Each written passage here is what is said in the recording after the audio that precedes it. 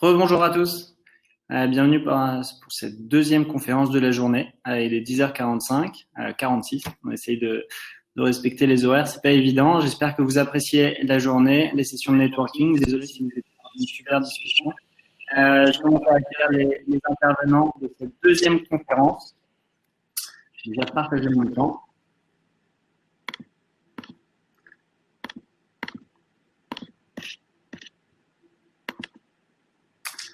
Donc, pour cette deuxième conférence, pour exploiter les avantages de notre produit, vous allez recevoir plusieurs intervenants. Vous allez recevoir Pierre Croix, Lab Manager chez Aereco, Marc Desbois, responsable programme fabrication additive chez Michelin, Gauthier Vahu, CEO et CTO de Core Technologies, et Loïc Barroso, responsable technique et commercial chez Volumix. Alors, est-ce qu'ils nous ont déjà retrouvés? On attend aussi. Ah ben, on a tout le monde.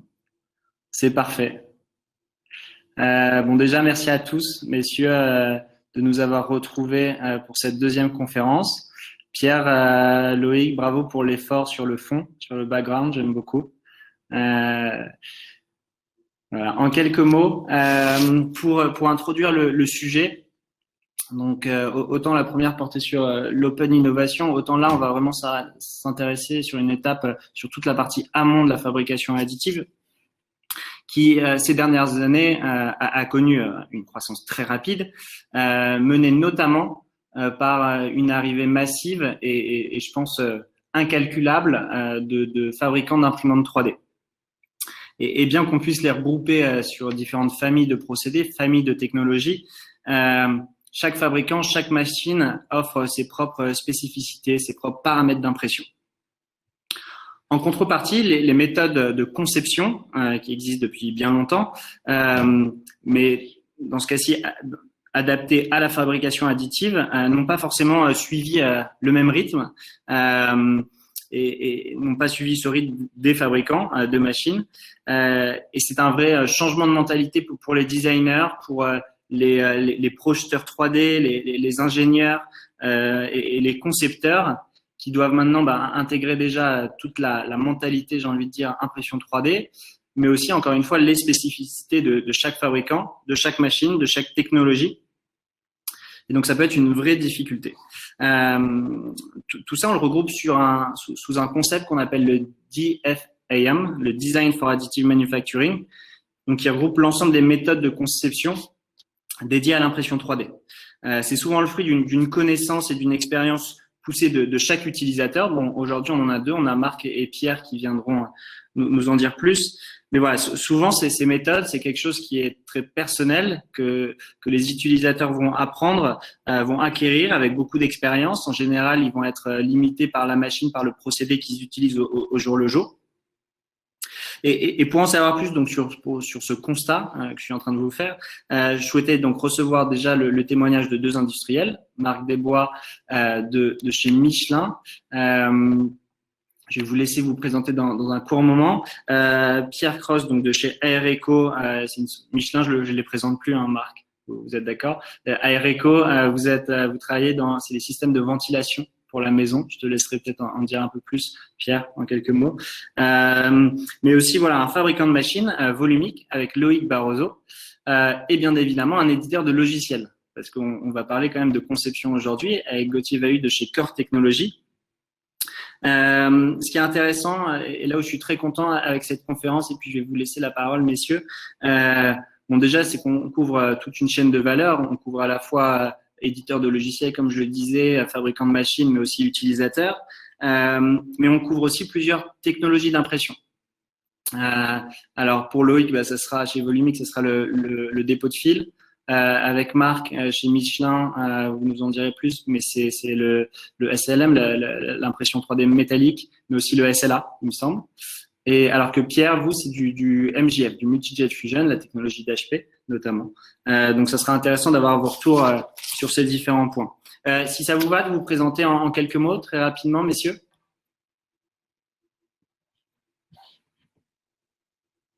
Alors, Marc, je crois que vous avez votre son coupé.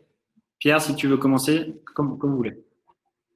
Oui, alors Pierre, je suis le responsable du laboratoire de la société Aereco. On est une société de ventilation Donc en France, on fabrique les entrées d'air et les bouches d'extraction qui sont dans la plupart des logements aujourd'hui. C'est la technologie hygroréglable, qui est une technologie qui est utilisée, qui est la plus performante par rapport à son prix pour faire des économies d'énergie dans les logements. Sont principalement des pièces en plastique et c'est ça qui fait que on a acheté l'imprimante HP pour faire au départ nos prototypes, comme on a discuté précédemment, mais aussi on verra l'outillage, des petites séries de produits ou des pièces dans les produits. Voilà ce qu'on fait avec la machine chez Aeco. Voilà.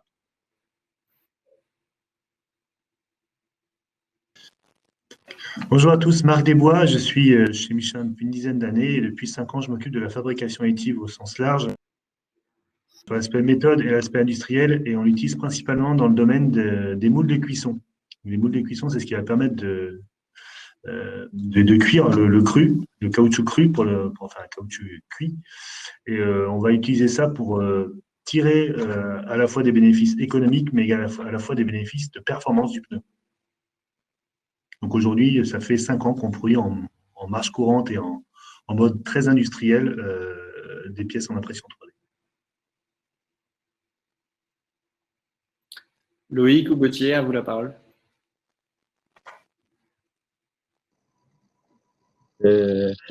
Bonjour, Loïc Barroso, donc technico-commercial chez Volumic 3D depuis un peu plus de 3 ans. Vous m'entendez bien? Oui. Volumic est concepteur et fabricant d'imprimantes 3D sur la technologie FDM. Nous réalisons les petites bécanes que vous avez derrière, qui ont la particularité, c'est d'être dédiés exclusivement aux industriels. Aujourd'hui, cherchent un matériel de bureau en termes de taille, mais aussi en termes de performance. Au niveau précision, on parle aujourd'hui en micro unique. On va imprimer proche de l'injection plastique en termes d'état de surface. Plus de 50 matériaux polymères, en soit tout type confondu, biodégradables, recyclables, des matières chargées, fibrées, fibres de carbone, Kevlar, on peut faire des pare-balles, des pièces intégrées dans des voitures aujourd'hui, ou même des matières à base de carbone qui peuvent partir dans l'espace, et des matières également souples. Et aussi en termes de vitesse, c'est d'imprimer 2 à 3 fois plus vite qu'il y a quelques années, jusqu'à 300 mm/s.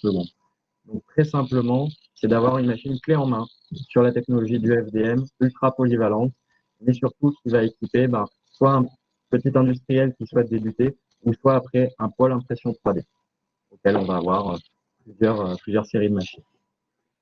Merci Loïc. Et Gauthier, bonjour à tous.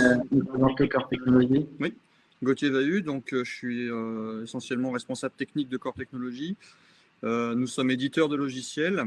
Notre solution 4D additive est une solution relativement récente sur le marché, pour laquelle on a investi beaucoup de temps et on a mis pas mal de passion pour essayer de faire un logiciel qui soit très facile à utiliser, mais qui permette aussi de couvrir les différents besoins qu'on peut avoir en préparation de données CAO en vue d'une impression, quelle que soit la technologie qu'on va vouloir utiliser au final. Donc le produit intègre toutes les fonctionnalités nécessaires et donc c'est un produit qui va permettre de lire les CAO, quels que soient les formats, de les préparer, de les convertir et ensuite d'envoyer tout ça vers les différents types de machines et les différents types de procédés. Voilà. Merci Gauthier. Avant de passer au cœur du sujet, 2 petits conseils. Le premier, n'hésitez pas à cliquer sur les écrans et notamment le partage d'écran que je vous ai fait avec la présentation pour zoomer dessus. Vous avez une petite icône full screen pour les participants. Et vous avez aussi l'onglet Q&A à droite. Vous pouvez poser des questions avec un système de vote intelligent et on se gardera quelques minutes à la fin de la conférence. Donc on est là jusqu'à 11h30. Je vais me dépêcher, l'heure tourne. Mais n'hésitez pas à poser d'ores et déjà vos questions. Hop là, je passe sur la presse. Hop. Pour revenir à notre sujet, modifier sa conception vraiment pour l'impression 3D. Je voulais revenir avec vous déjà dans un premier temps. Alors, ma question, je pense, vise d'abord nos 2 industriels, mais aussi Volumic. Et puis Gauthier, si vous avez des remarques, bien évidemment, vous êtes le bienvenu.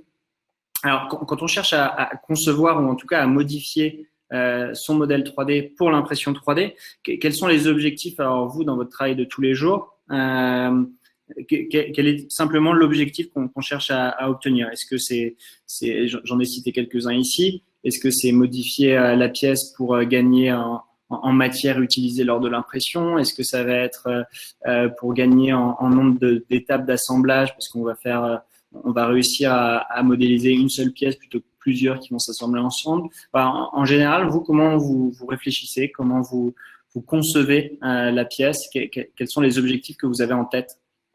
Alors, si je peux commencer par répondre à ta question, en fait, ça dépend des cas. Moi, j'ai plusieurs types de clients en interne.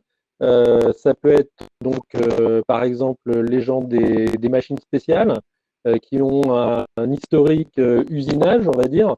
Donc, eux, alors moi, c'est moins le cas maintenant, mais surtout au début, il y a eu une grosse phase où il a fallu reprendre beaucoup leur design, leur dire de les faire. En allégeant énormément, ils nous faisaient des pièces massives de 2-3 cm et avec les technos de poudre fondue, c'est quand même un petit peu difficile à sortir des pièces correctes là-dessus. Donc ils ont dû faire beaucoup de fonctions coque et nervure pour avoir des pièces qui sortent correctement avec les bonnes cotes, avec des bons états de surface, etc. Donc ça a été un premier point. Penser vraiment différemment la conception des machines d'assemblage pour vraiment aller à l'essentiel, prendre juste les points de contact et pas des grandes surfaces inutiles. Et puis il y a après d'un autre côté toute la partie production de petites séries de pièces où là on a eu beaucoup de travail qui est assez varié sur l'optimisation beaucoup de la quantité par volume de fabrication. C'est ça qui fait diminuer le prix pièce. C'est de pouvoir en mettre un maximum dans le volume de fabrication avec des reconceptions pour favoriser par exemple l'emboîtement. Par exemple ici j'ai un petit pot qui était très rectangulaire sur ces premières versions et donc c'est absolument impossible d'en mettre plusieurs à l'intérieur et j'ai demandé à ce qu'ils reconçoivent en fait la pièce pour qu'on puisse après venir emboîter des pièces lors de la fabrication jusqu'à la limite en fait pour pouvoir diminuer comme ça énormément le coût pièce. Parce que finalement, entre là et là, il y a 50%, donc on va diminuer de 30% le prix pièce. Pierre, c'est ce qu'on appelle le stacking ou le nesting, c'est fait. Exactement. Donc ça, c'est une partie importante. Il faut quand même que la pièce puisse faire ce qu'elle doit faire. Donc, il n'y a pas juste on dit débrouillez-vous pour que ça le fasse. Parfois, c'est pas possible. Ça peut être plus ou moins contraignant. Et donc, on va travailler quand même surtout sur les grosses pièces en fait. Les petites, elles vont venir se mettre facilement, donc il y a peu de travail. On va avoir surtout un travail chez nous de mise en grappe parce qu'on va avoir un sablage manuel, même pour les petites séries. Donc, il va falloir optimiser ces processus-là. On va avoir aussi des choses pour faire des kits de pièces. Ça, c'est pas des choses qu'on fait nécessairement comme des grappes. On peut faire des grappes. Celle-là, il en manque une partie, mais on peut faire des grappes de pièces pour avoir des kits, pour pouvoir les teinter facilement dans la teinture. On va venir à mettre des crochets. On va faire la maquette qu'on avait quand on était petit. C'est ça, sauf que celle-là, les points d'injection les points qui ne sont pas des points d'injection, mais les points de carotte par derrière, comme ça ils ne se voient pas sur la surface principale. Et puis on va en faire des faux qui vont juste basculer pour éviter qu'au sablage la pièce se retourne, mais que pour éviter les TMS en production, on va pouvoir très facilement le casser parce qu'il n'y a que 3 points au lieu de 5. Donc quelques astuces qu'on va reproduire, qu'on a eu un peu de mal à mettre au point au départ, et puis qu'on va reproduire sur beaucoup de pièces de série. Et puis un dernier exemple aussi, par exemple sur… Oui.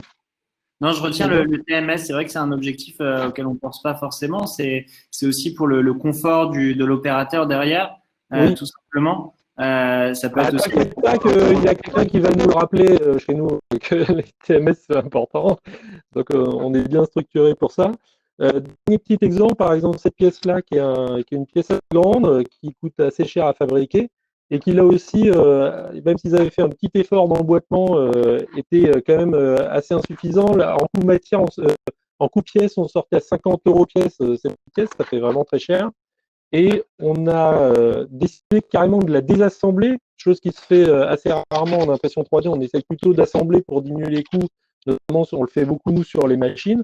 On est venu désassembler la pièce, on a fait carrément deux pièces ouvertes qui vont venir vraiment bien s'emboîter, et puis deux petits coins qui vont clipper sur les côtés. Et malgré la main-d'œuvre supplémentaire, on a divisé par 2 le coût de pièce, donc on est passé à 25 €, et change énormément par une légère reconception, plus ou moins légère suivant les pièces, tout en gardant l'objectif de fonctionnalité. Donc, pour nous, la reconception ou le redesign de pièces passe beaucoup par l'objectif de coût sur les petites séries, ça c'est clair, que ce soit pour les post-traitements ou de manière générale pour l'optimisation du coût de pièce en fabrication. Et puis après, il y a d'autres optimisations sur l'assemblage pour les postes de travail, où avant on avait beaucoup d'assemblage de petites pièces qui étaient usinées avec des taraudages, le mécanicien à qui on devait expliquer tout ce qu'il devait faire, etc. Et tout ça a disparu maintenant en faisant, mais ça c'est vraiment commun maintenant de faire des pièces tout en un, où on se pose plus la question de ces parties-là, quitte à parfois être embêté à refaire tout un ensemble de pièces juste pour un petit défaut à un endroit. Donc, ça a du bon et parfois du moins. Voilà. Ouais, on reviendra dessus. On a quelques slides que tu nous as partagés. On reviendra dessus. Bien sûr. Marc, est-ce que ça vous parle? Est-ce que c'est des choses que vous faites aussi chez Michelin, ce genre de choses? Oui, bien sûr. Et en fait, nous, on va vraiment chercher, c'était pas de décomposer la pièce, c'est plutôt de limiter le nombre d'opérations. C'est clairement un levier très fort. On s'est lancé à l'impression qu'on ne savait pas faire de manière traditionnelle. Du mécano-soudé, de l'usinage, etc. Donc, on a vraiment commencé par ça. Après, il y a l'aspect économique qui rentre et c'est toujours un compromis. Et on est vraiment dans la même logique qu'on veut décaler le compromis sur les pneus. Sur l'impression 3D, on utilise sur la même logique. On veut décaler le compromis, on demande d'aller plus vite, ça c'est vrai pour tout le monde, on demande de faire moins cher et d'améliorer les performances. Donc, on a vraiment utilisé l'impression 3D autour de tout ça, avec un axe en priorité sur la performance du produit.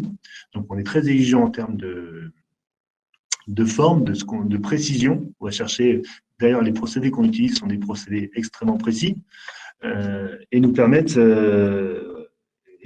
d'aller chercher des nouveaux points qu'on ne sait pas obtenir aujourd'hui par les procédés traditionnels.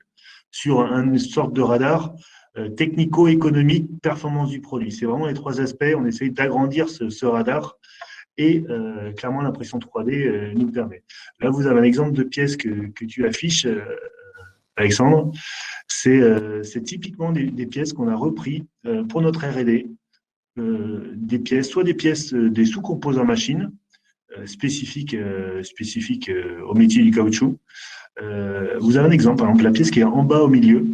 C'est une pièce qui est aujourd'hui faite en usinage et la forme est très précise. Ça permet de poser les tringles des pneus lors de la conception du cru.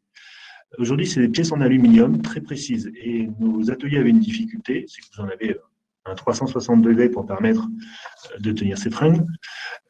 Une difficulté parce qu'en fait, pour passer sur des dimensions, les pneus avec les SUV, on passe du 18, 19, 20 pouces, 22 pouces maintenant sur tourisme camionnette. On n'arrivait plus, en fait, nos moteurs n'étaient plus assez puissants. Le concepteur avec cette problématique. Qu'est-ce que vous pouvez faire pour m'aider à alléger les pièces? Donc, on lui a dit, le premier truc qu'on peut faire, c'est de passer de l'alu vers l'acier. Ah, non, c'est plus lourd l'acier. OK. Donne-nous tes contraintes et on va regarder comment ça peut marcher. On a complètement évité cette pièce. La partie fonctionnelle, on est sur une technologie SLM. La partie la plus précise, on l'a mis en surface haute. Tout le dessous est complètement évidé. On gagne en robustesse, on gagne en poids. Et en fait, la pièce, effectivement, peut coûter, je crois qu'au final, elle coûte plus cher qu'un usinage aluminium. Mais en fait, tous les gains associés, quand on prend, ici, vous avez dû rétrofiter la machine. Marc, on parle bien de celle-là en forme de vague. Oui, c'est celle-ci, oui, celle-ci. Donc là, il faut imaginer qu'il y en a, je crois que c'est 48 autour pour pouvoir faire ça. Et on a travaillé également les montages et de l'accessibilité de la pièce. Et cette pièce en acier doit peser 4 fois moins lourd que la pièce pleine en aluminium qui était obtenue par usinage. Donc ça, c'est typiquement, venez avec votre problème, on va réfléchir ensemble à ce qu'on peut trouver comme solution. Mais venez pas avec des solutions, Parce que si vous n'avez pas le mindset impression 3D, laissez-vous faire, laissez-vous accompagner. N'ayez pas peur de lâcher un peu, de lâcher l'aspect conception. Revenez plutôt avec vos problèmes. L'enjeu pour le concepteur, c'est d'être à l'aise avec son problème. C'est-à-dire qu'il doit bien connaître ses contraintes. Aujourd'hui, un usineur, quelqu'un veut dire, moi, je veux telle précision à l'usinage. OK, est-ce que c'est vrai pour toutes les formes? C'est vrai sur tous les axes? Et en fait, aujourd'hui, on fait beaucoup par habitude. Et là, ça oblige à se reposer la question de la fonctionnalité de chaque forme. À quoi elle me sert? Est-ce qu'il y a une valeur ajoutée ou pas? Et de mettre du coup la valeur ajoutée au juste nécessaire. Et l'ensemble de la photo du slide, c'est exactement des travaux qu'on a pu faire. Là, c'est principalement du SLM, mais on part d'un problème et on a reconçu les pièces. Donc, vous avez des maquettes de pneus, vous avez les pièces, la pièce tout en haut, c'est une pièce qui a un support de capteur. La pièce toute à gauche, en haut à gauche, c'est une pièce qui fait 2 cm sur 2 cm. C'est une pièce qui sert d'équerre dans une machine. Elle a une fonction mécanique d'assemblage. Elle a une fonction, elle laisse passer des fluides et il y a des capteurs de température intérieure. Ça, c'est impossible à faire aussi compact et aussi multifonction avec un autre procédé. Et là, on a pu résoudre des problèmes. Mais l'enjeu pour le concepteur, c'est d'être clair sur sa problématique, le contexte, et il peut se faire accompagner ensuite pour trouver les bonnes solutions pour faire bien. L'idée, c'est pas juste d'alléger, c'est comment on peut combiner. C'est vraiment un brainstorming collectif. Si on est clair sur les contraintes, on trouvera des solutions sur les problèmes. Donc voilà, c'est tout un ensemble de cas d'usage. Super. Et qui sont des vrais cas. On a remplacé des pièces en plastique par le métal, par exemple, sur la toute petite pièce que vous voyez avec une sorte de haie au milieu. Parce qu'en fait, les pièces plastiques, 10 fois moins chères, mais on les cassait en continu. Et du coup, sur nos machines, on arrêtait sans arrêt les machines. Donc, c'est taux de disponibilité de la machine qui va utiliser cette pièce qui était complètement dégradée. La pièce, on doit la payer 10 fois plus cher en impression 3D métal, mais on n'a plus du tout de souci de non-disponibilité machine qui va utiliser cette pièce. Donc, ça oblige pour le concepteur et pour l'utilisateur à changer aussi son mindset et prendre en compte un coût global de fonctionnement versus le coût d'achat de la pièce. Merci Marc. Loïc, Marc parlait de changement de mindset, de mentalité, où il faut vraiment réinventer la manière dont on réfléchit à la conception. J'imagine qu'en tant que fabricant, vous avez des clients qui viennent vous voir en vous disant « Moi, j'ai un projet de pièce, votre machine, elle m'intéresse. » Est-ce que c'est quoi le genre de conception, de reconception auquel vous pouvez avoir éventuellement affaire chez Volumi, le genre de projet d'application, quel conseil vous leur apportez sur l'impression 3D en général? On reviendra peut-être un peu après sur vraiment le FDM en particulier. Merci Alexandre. Ça peut être très large, mais je vais rester sur un exemple et après je parlerai d'un autre exemple aussi. C'est ce que j'évoquais lors du networking tout à l'heure à la table avec les convives. C'est un exemple tout bête sur des objets notamment existants, auxquels là on n'est plus sur du prototypage. Là on est sur de l'outillage, des pièces. Alors je ne sais pas si on le voit bien à l'écran. C'est ce qui sert aujourd'hui dans des bus, c'est-à-dire un cache de bouton stop. La seule chose, c'est que en fait il y a un défaut, il est à fleur de peau. Et du coup, quand on clique dessus, ça le clique directement. Donc au lieu de s'embêter à changer ton système, on s'est aperçu qu'avec la société qui exploite les bus, ça c'est un cas concret d'usage sur lequel on part d'un défaut sur une pièce, parce qu'en plus il y a l'électronique derrière, sur lequel il y a un défaut, auquel on va faire de la conception tout autour pour une pièce fonctionnelle. Là aujourd'hui, c'est tous les bus de la ville de Cannes qui en sont équipés parce que ça devenait insupportable pour les chauffeurs que ça s'arrête toutes les 2 minutes. Donc voilà, c'est maintenant d'avoir ce revêtement pour être obligé de cliquer. Alors ça peut très bien être des pièces d'outillage. Après, il faut bien cerner au final l'usage. Vous avez, je fais bien de montrer du coup Alexandre, en fonction des cas qu'on a. On peut très bien travailler dans le design, de la sculpture, des maquettes d'architectes. Qu'on recherche, ça va être la qualité ou ça va être les résistances mécaniques, un mélange des deux. Jamais les deux d'un coup, c'est difficile. Après, on essaie de prendre sur une solution de technologie d'impression, sur une autre aussi. Tout dépend du cahier des charges. Très simplement, le cahier des charges nous donne toutes les clés. Après, nous-mêmes, en tant que fabricants, il y a des choses sur lesquelles on ne répond pas forcément. Le FDM ne répond pas à tout. Par contre, l'avantage, c'est qu'on a plus de 50 polymères, comme je disais. Là, vous avez de corps extrusion, vous avez un anneau en nylon chargé de fibre de verre. Ça a supporté une goutte d'une tonne 5 de la Seconde Guerre mondiale. Et ils se sont amusés, nos militaires français, à casser cet anneau en rupture à 9 tonnes 3. On est sur du FDM. Et pourtant, on est capable, sur du FDM aujourd'hui, à faire une pièce qui peut remplacer ce qu'on avait peut-être en habitude usinage ou autre, et même d'imprimer des pièces aujourd'hui impossibles. Là, ce roulement à chevron, c'est impossible de le faire en usinage ou en injection plastique. On est obligé de passer par technologie de la fabrication additive, c'est immontable et indémontable. Donc ça peut arriver, on vienne vers nous, on nous dise voilà, j'ai quelque chose, j'arrive pas à le faire. Est-ce que l'impression 3D sait le faire? Nous après, on va peut-être plus s'orienter vers des formateurs sur l'impression 3D. Alors j'ai amené également l'anneau, comme ça vous le visualisez. C'est pas celui qui a été cassé du coup. Mais pour vous représenter un peu au niveau de la taille ce que ça donne, c'est lourd, hein, c'est totalement plein. Et c'est de la fibre courte de nylon. Tout dépend, fibre courte de nylon chargée de fibre courte de verre, plutôt.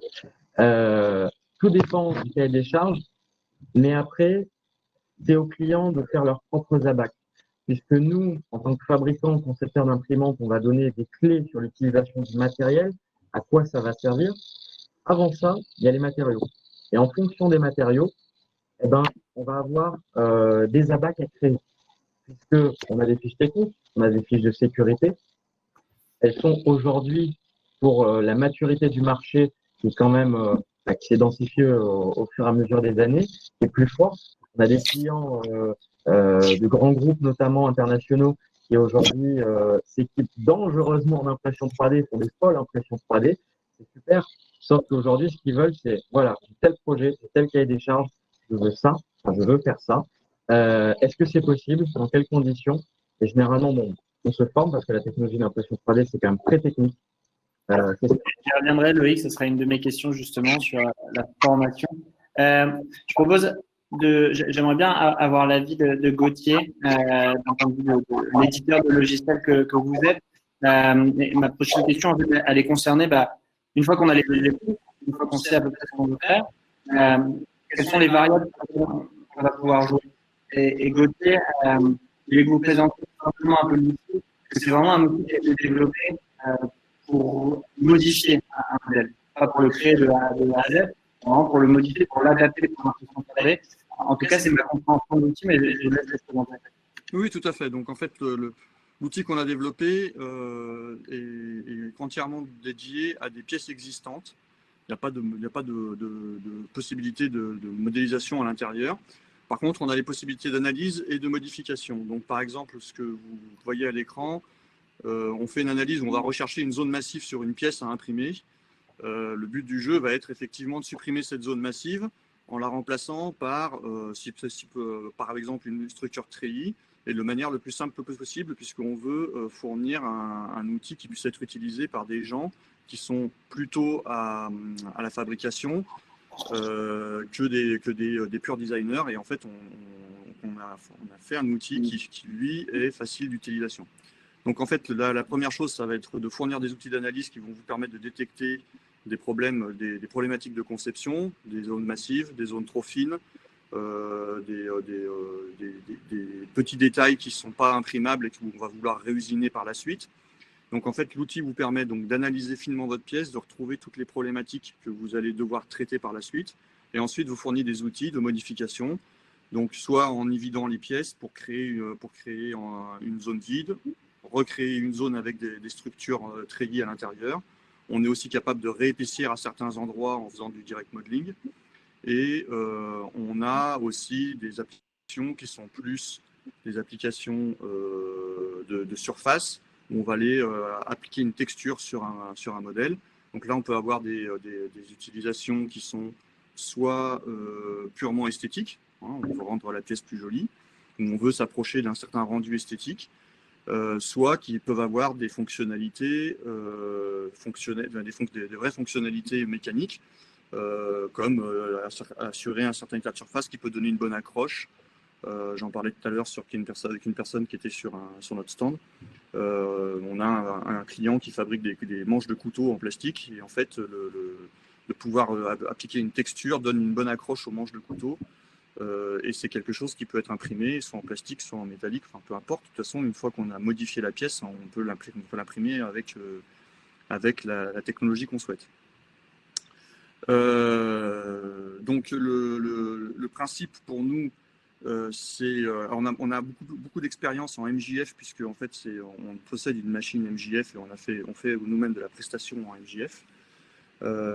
Donc c'est la technologie sur laquelle moi aujourd'hui j'ai le plus de connaissances directes, mais la technologie en fait nous permet aujourd'hui de générer des pièces pour aussi de l'impression SLM et avec des textures, avec des lattices et ce genre de choses.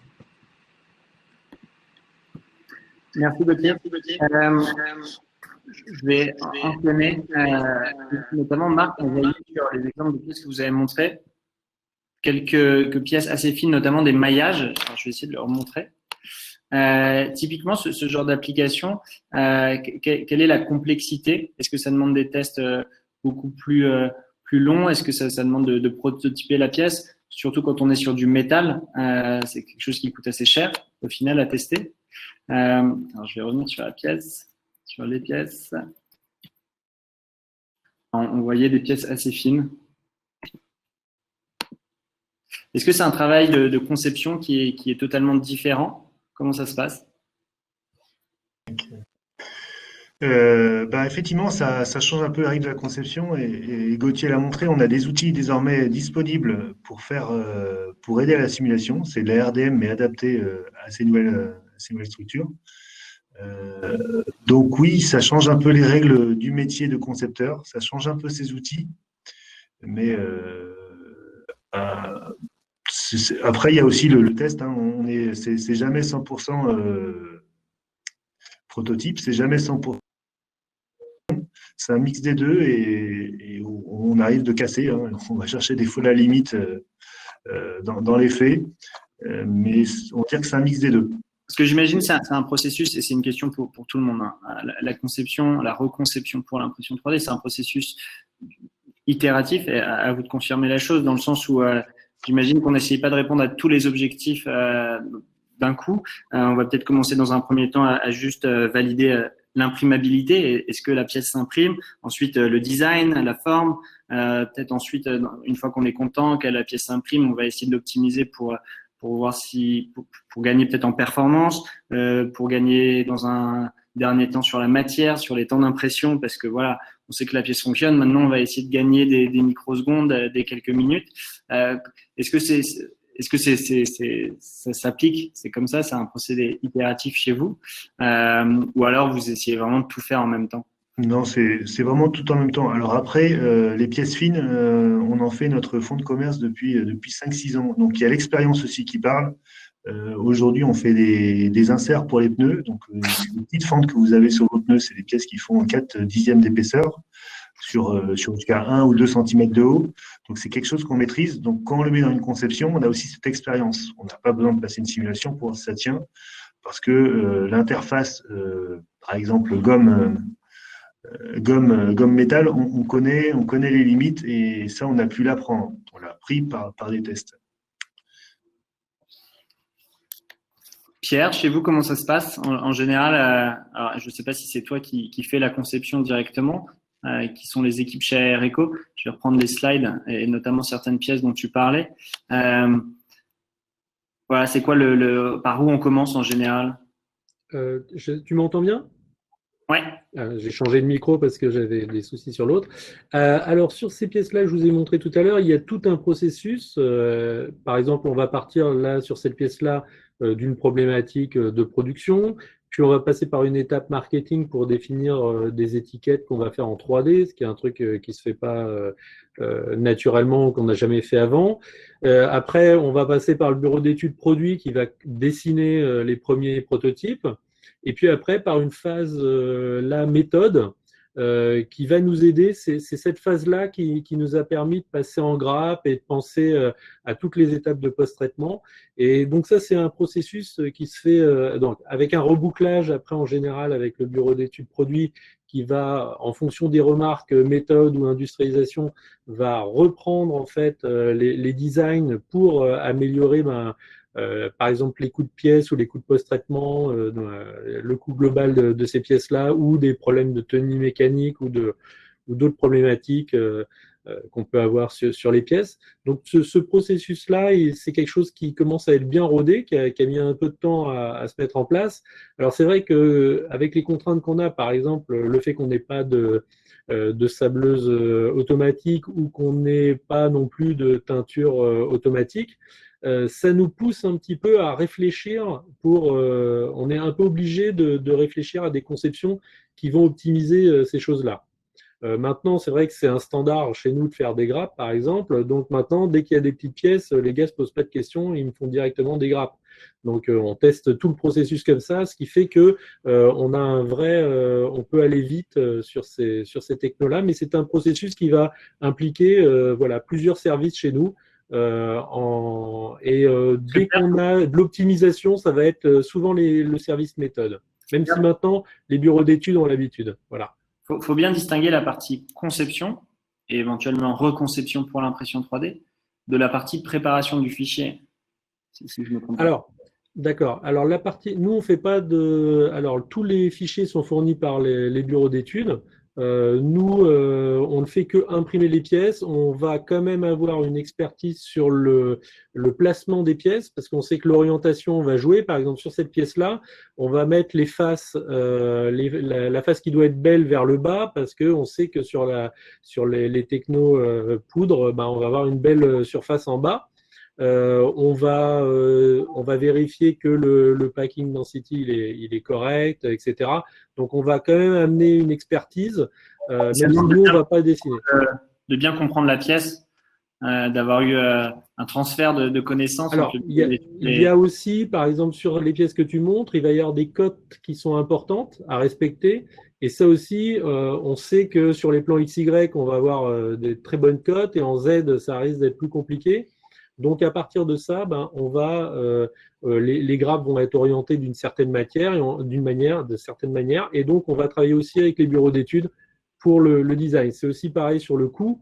Là, c'était moi directement, mais ça aurait pu être les méthodes. Après, chacun commence à avoir une expérience suffisante pour prendre les décisions en amont. Le bureau d'études produits, je leur dis plus de faire des grappes, ils font des grappes.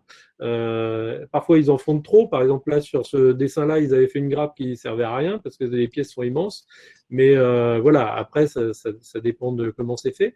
Mais globalement, maintenant, tout le monde a eu une expérience suffisante pour savoir déjà en grande partie ce qu'ils doivent faire.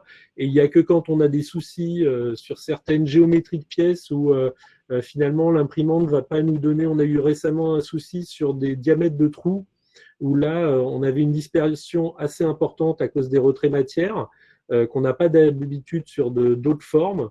Et là, sur un trou, on avait un souci. Donc, ils ont dû, on a fait une première impression, on a vu qu'on avait des dispersions et là, on a dû reprendre le design pour qu'il s'appuie sur une autre partie et pas sur un trou qu'on avait trop de mal à imprimer correctement.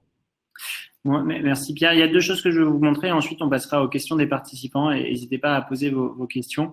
Je voulais déjà, dans un premier temps, Loïc, qu'on revienne sur un cas d'usage que tu voulais montrer, notamment pendant la crise. Justement, il y a eu le problème de conception, reconception. Oui, c'est gentil, Alexandre. C'est un point qui nous a touché vraiment particulièrement, puisque on s'est transformé en imprimeur 3D, comme pas mal d'entre nous pendant cette crise. Ce que vous voyez là à l'image, c'est ça. Alors là, c'est à l'échelle grande. Non, l'échelle, sinon, à l'échelle 1, c'est ça. C'est des cupules, des sortes d'éprouvettes qui ont servi au dépistage du Covid. Les laboratoires Cerballiance qui nous ont contactés par le biais, alors je vais essayer d'être très bref, je vais leur filer, des techniques aussi. Très simplement, ils sont venus vers nous avec une urgence, mais une urgence majeure. Il faut les masques, il faut les visières, etc., les gants. Ce qui manquait cruellement, c'est de pouvoir faire du dépistage. Et c'est pas les réactifs, c'est pas les bâtonnets au début ce qu'on avait qui manquait. Ça, c'est venu plus tard. C'était d'abord ces fameuses cupules là où on met le réactif et le prélèvement du patient. Donc tout simplement, ils nous ont dit, nous, on commence à vous donner la carte blanche, on vous donne une cupule originale. On est en train de négocier avec les fabricants, les fournisseurs étrangers pour vous donner l'autorisation de répliquer ces tests-là parce que c'est quand même il y a des brevets. Sauf qu'il y a quand même un cahier des charges long comme le bras. Typiquement, étanchéité. Première chose. Nous, de l'étanchéité, en FDM, on n'en a jamais fait. C'est toujours du micro-poreux. L'avantage, c'est que notre centre de formation à Céramique-Provence, la ferme 3D, a ces spécialités-là. Ils font énormément de R&D auprès de chimistes au quotidien et ont développé un profil d'impression adapté sur nos machines pour l'étanchéité. Donc ça, premier problème résolu. Maintenant, il faut choisir la bonne matière. C'est-à-dire que ça, on va le mettre au contact de patients. Donc, nous-mêmes, si on est infecté, il faut qu'il y ait un protocole sanitaire, déjà pour les imprimantes, qu'elles soient entre guillemets totalement nettoyées, aseptisées, mais derrière pour nous aussi, des gants, des masques, etc. Un contrôle qualité au niveau dimensionnel. Les pièces que vous avez vues sont toutes petites. Là, quand vous voyez sur l'outil de mesure, on voit 20,55. La tolérance qui nous avait été demandée, c'était plus ou moins 3 centièmes. C'est même assez fin. Là, ça a été envoyé auprès du fabricant à l'étranger. Ça a duré 72 heures. Pour vous dire, entre le début du contact, on a même eu des personnes qui sont venues au bureau, des personnes de laboratoire. Et derrière, jusqu'à la validation par les autorités de santé, l'ARS notamment, les laboratoires et les fournisseurs de ces fameuses cupules, ça a pris 72 heures, ce qui est très rapide en soi, parce qu'en termes de certification, normes, etc., c'est pas possible en temps normal. Et là, dans l'urgence, ils n'avaient pas le choix. On a eu la chance de pouvoir en produire sur quasiment une dizaine de machines réglées comme du papier à musique pour ce cas d'usage uniquement, exclusivement. On a eu la chance d'en produire un peu plus de 30 000. Merci beaucoup, Loïc. Je pense qu'on pourra en reparler sur le stand de Volume. J'avais juste une dernière question et après je prends des questions très rapidement des participants. Marc, vous avez parlé de l'importance de bien comprendre l'ensemble du procédé pour le concepteur. Est-ce que ça veut dire aussi qu'on est dans une comment dire que le concepteur devient peu à peu aussi l'imprimeur ou en tout cas qu'il a besoin d'intégrer ses compétences. Je parlais des spécificités machines. Aujourd'hui, autour de cette table, on a plusieurs technologies qui sont rassemblées. Comment vous voyez les choses? Est-ce que les gens sont formés quand ils arrivent chez vous? C'est une question qu'on avait eue sur la première table ronde. C'est une question qu'on a des participants. Un concepteur, à la base, son expertise, c'est le logiciel CAO. Mais on voit bien que c'est important de bien comprendre aussi les règles, les spécificités machines, procédés d'impression. Pour reprendre le cas Michelin, nos concepteurs sont spécialisés dans le caoutchouc, donc très loin et des formes et des contraintes possibles. On a aussi coutume de dire que nous, une bonne conception, c'est une conception qui arrive à 100%. On sait qu'on va devoir en casser une partie pour reprendre ce que disait Pierre sur des orientations, pour limiter la quantité de matière, pour limiter le supportage, pour faciliter le post-process ou pour même carrément tuer des étapes de post-process. Donc, une bonne conception, une conception à 80%. Et les 20% restants sont plus ou moins rapides en fonction de la maturité du concepteur en amont. Donc, on a développé en interne à la fois pour les hommes méthodes plutôt orientées process, mais également en amont sur les personnes avec un profil concepteur, une pyramide de compétences avec une base que toute personne de la R&D Michelin devait suivre, qui est au moins, je connais les 7-8 grandes familles d'impression 3D et qu'est-ce qu'on utilise chez Michelin pour faire quel type d'objet. Ça, c'est une formation qui dure, une information plus qu'une formation, qui dure 2 heures. Il y a une formation continue, d'une certaine manière, parce que Non, c'était alors après, effectivement, il y a tout un parcours. La base est identique. Et après, on a mis en place du e-learning qui est désormais, en fait, qui a été repris par la société Adobe. Et je crois qu'ils mettent maintenant ces cours de e-learning à disposition gracieusement. Donc, au moins un premier niveau. Donc, notre base de pyramide, maintenant, elle est même disponible parce qu'on a passé pas mal d'énergie dessus. On a l'équivalent de 100 heures de e-learning disponible avec plutôt une pyramide donc on monte en expertise. Et après, il n'y a pas le choix, entre guillemets, pour monter en expertise, il faut mettre les mains dedans, soit dans les logiciels, soit dans la partie machine, pour développer son expertise. Mais au moins, cette base, via le e-learning, est nécessaire. Et du coup, effectivement, il y a un parcours à faire pour intégrer ces contraintes. Et un parcours de concepteur va être complètement différent, même si la base est la même, complètement différent d'un parcours d'homme process, bien sûr. Mais au moins qu'ils comprennent, quand on parle d'un supportage, je sais que mes concepteurs comprennent ça. Pierre, c'est équivalent chez Aereco? Vous avez comment ça se passe? Alors, nous, on est une beaucoup plus petite structure. Je n'ai qu'une vingtaine de dessinateurs. Et donc, non, ça se passe différemment. Là, c'est plus au cas par cas, où c'est moi, comme je le disais, quand je vais donner les pièces ou quand on va échanger autour des pièces qui ont été imprimées ou quand moi, je vois les pièces arriver, que je vais recontacter le concepteur pour le mettre en garde sur certains points, et soit en amont, soit après avoir imprimé les pièces, rediscuter par exemple d'un découpage de pièces, d'orientation par rapport à sa pièce ou de différentes optimisations. Donc souvent, je vais m'asseoir avec le concepteur pour quand ça va pas, pour essayer de reprendre des choses, lui expliquer des points sur la technologie qu'il ne connaît pas. Nous, on a de la chance d'avoir qu'une seule techno, on n'a que la HP, donc c'est plus simple. Il n'y a pas de question à se poser, mais parfois, même les designers n'ont pas intégré certains points, certaines facilités qu'ils peuvent avoir. Parfois, ils se complexifient la vie, alors que, par exemple, j'avais un gars qui simulait une structure tôle, et il me l'a faite en 3D. Je lui dis, mais non, mais mets-la à plat, tu verras, elle va se plier très bien à la main. Le PA12, il posera aucun problème si tu fais du 1 ou du 2. Et ça, ça c'était hier, et les gars n'intègrent pas nécessairement ça. Voilà. Donc, il y a toujours des petites choses sur lesquelles on va discuter, et la formation se fait un petit peu au fur et à mesure. Mais comme c'est nous au labo, donc c'est soit mon technicien, soit moi qui voyons arriver les pièces pour l'impression, et puis on est en contact direct, on est au même étage, dans des bureaux proches. Donc, c'est plus voilà, comme ça qu'on va venir échanger, parce qu'on est quand même beaucoup, beaucoup moins nombreux que chez Michelin. Merci Pierre. Gauthier, on a beaucoup de questions sur le Q&A. Justement, comment faire pour intégrer les si nombreux procédés d'impression 3D dans un logiciel comme CAD Additive? Vous parliez que c'est particulièrement sur la technologie LED.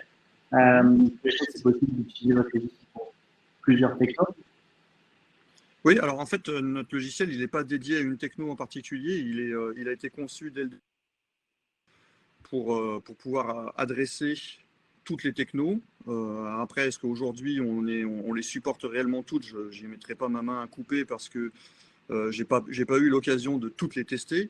Mais en tout cas, il a été conçu avec l'idée qu'on va créer des outils génériques paramétrables et qu'on aura la possibilité de tuner et de mettre en place les bons paramètres pour que les outils soient adaptés à chaque technologie. On a une base de données à l'intérieur du produit qui permet de faire de la capitalisation d'expérience. Et donc, l'idée sous-jacente, c'est de dire, au fur et à mesure qu'on progresse dans notre connaissance d'une technologie, on peut personnaliser les différents paramétrages pour que l'outil fonctionne parfaitement avec une techno, voire fonctionne parfaitement avec les spécificités d'un client particulier. Merci beaucoup. Merci à notre speaker. On a un peu dépassé le temps. Je voudrais garder la partie de networking. Nos speakers vont rester sur. Donc, n'hésitez pas à aller. Ce soir, on se retrouve au Linux Forward. Et un dernier petit mot, je vous rappelle le cours sur LinkedIn.